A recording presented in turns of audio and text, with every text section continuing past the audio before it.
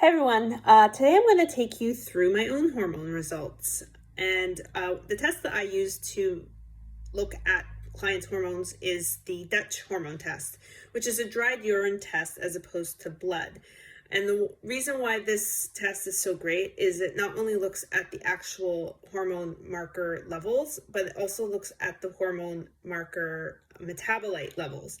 And so that allows me to dig in deeper around how your body is processing your hormones. So let's go and take a look.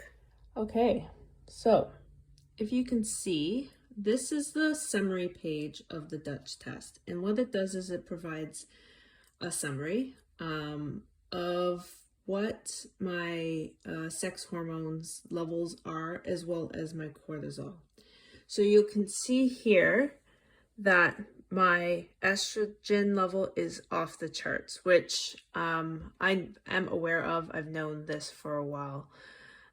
It's actually come down from the last time I did this test, so I have seen some improvements as a result of some of the things I'm doing to support my hormones. You'll also see that my progesterone is on the lower end. And again, that is something that's very much driven by some of the treatments that I received when I was going through breast cancer. And what this shows me is that I am currently estrogen dominant. And estrogen dominance is something that is very prevalent in today's society because of how imbalanced people's hormones are. And people with estrogen dominance typically have a lot of the same symptoms that women who are going through menopause have. So that weight gain, hot flashes, irregular periods, if you're still having a period, because when your progesterone is significantly low, it can also stop you from ovulating.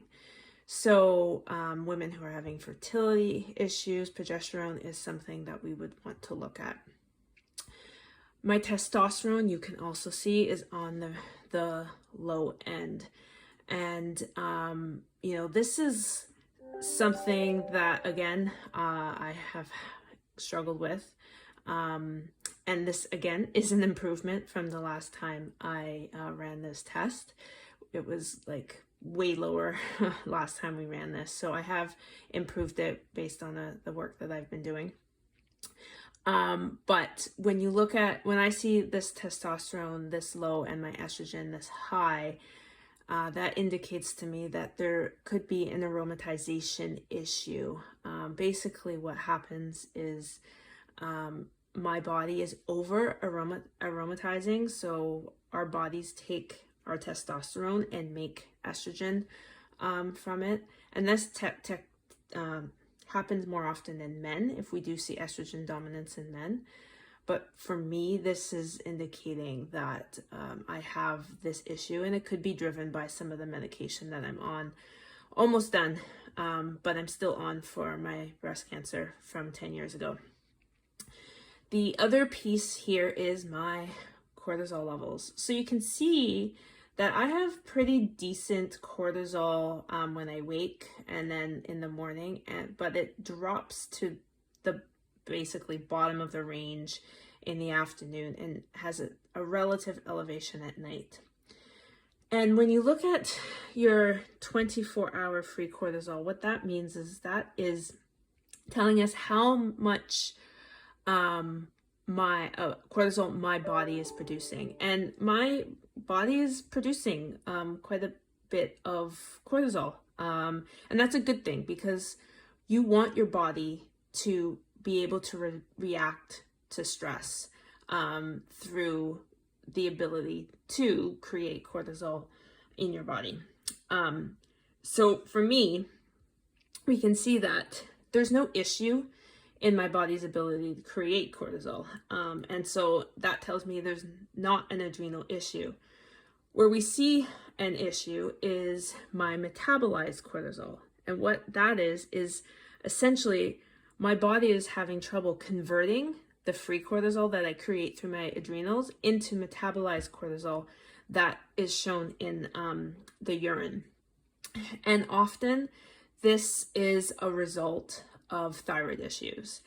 And for me, that is definitely something that I know I deal with because I have a lower range thyroid when we look at T3 and T4 levels.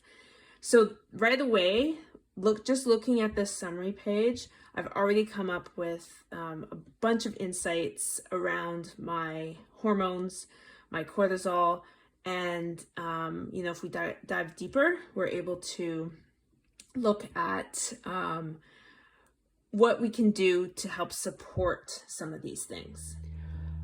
Okay, so let's look at the metabolites portion of our hormones. So I'm going to start with the androgen side here. So you can see my DHEA is more elevated than my testosterone, and given my testosterone we saw on the previous page is on the low end. And DHEA is the precursor for most of our androgen hormones. DHEA is telling because if your DHEA levels are lower than your testosterone levels, it often indicates inflammation. And that's something we obviously don't want in our body. DHEA is an anabolic hormone, which means it builds the body up. And so in this case, the fact that my DHEA level is higher than my testosterone is actually a good thing. And then when you look at your testosterone gets metabolized into two metabolites, the 5-beta side or the 5-alpha side. And depending on which side of, or which metabolite your body prefers, it is also quite telling based on your symptoms. So the 5A, 5-alpha preference tends to have more of the male characteristics if you're a female. So if you find that you have acne, you have hirsutism, a lot of women who are have polycystic ovarian syndrome tend to fall within this side. And you can see in my case that I'm pretty much in the middle. There's not a huge preference between the 5-alpha and the 5-beta. Now, if we go to look at progesterone is also metabolized into two metabolites, the beta and the alpha side of things. And when we look at the progesterone metabolites, they're not that telling, but the one thing I can say is the alpha metabolite tends to be where we see better sleep. So the alpha metabolite actually is beneficial for our sleep. So if you have a pretty good level of the alpha metabolite, that can help you with your overall sleep patterns. And you can see in my case, it's lower than the beta, and the beta is the most prevalent. Although I don't have issues with sleep generally, but it is something that does help with sleep as well. So let's go into estrogen, which estrogen is quite telling. So when we look at our estrogens here, you can see that there's 3 different estrogens. You've got your estrone, your estradiol, and your estriol. And we're going to focus on the estradiol because the estradiol is the strongest and the most prevalent in the body in terms of its strength, not the abundance. And when we look at my estradiol, you can see, obviously from the previous page, that it is elevated, and we do not want that in our body. And if I look at the different metabolites here, these are the various metabolites for estrogen. The 2-OHE1, that's the good pathway. This is the pathway that tends to be protective for our DNA. Then you've got the 4-OHE1, which is technically the bad pathway. And the bad pathway this is where we often see that we're getting DNA damage as a result of this metabolite hanging out in the body. And then you have your 16-OHE1, which kind of is the middle metabolite, doesn't really tell you that much. But in my case, you can see that both my 2-OHE1 and my 4-OHE1 are high, because my 16-OHE1 is low. And so in this case, we can see that my detoxification, this is very telling. This is where we see phase 1 detoxification of the liver. And you can see that because my metabolites are so high, that my body is having trouble here with my phase 1 detoxification. So that's definitely something that needs to be addressed, and something that I have addressed, especially given that I have a history of breast cancer. This number here, we don't want to be elevated. So there's different lifestyle factors that I've taken into account, as well as taken some additional supplements that help with this phase 1 detoxification. If we move into looking at phase 2, we can see this is where our protective metabolite then gets methylated into the, and it's part of our phase 2 detoxification.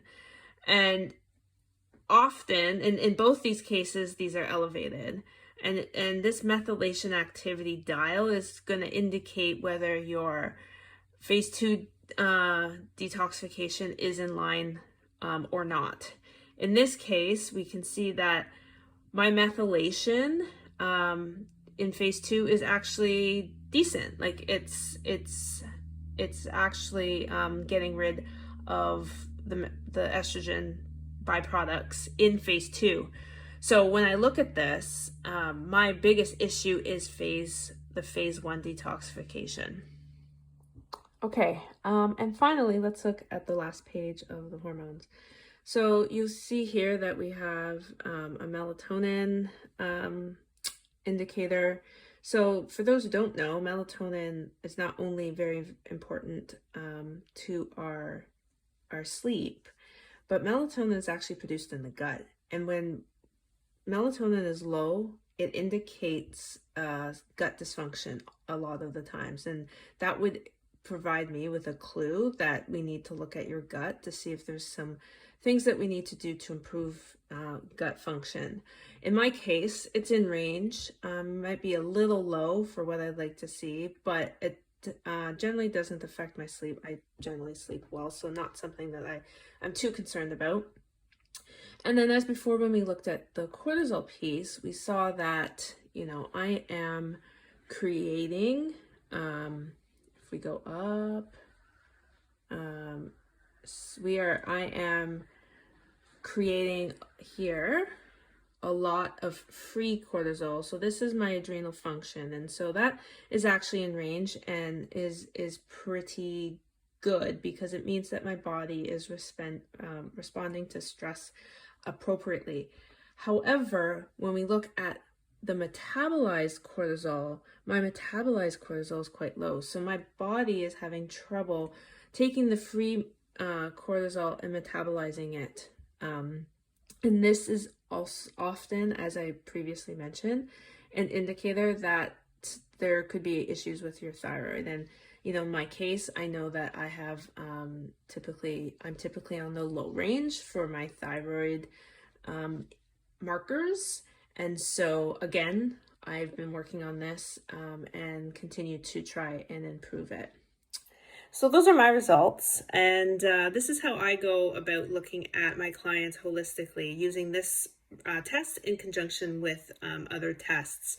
It allows me to provide my clients with a very individualized, holistic protocol. So if you're interested in learning more, please DM me.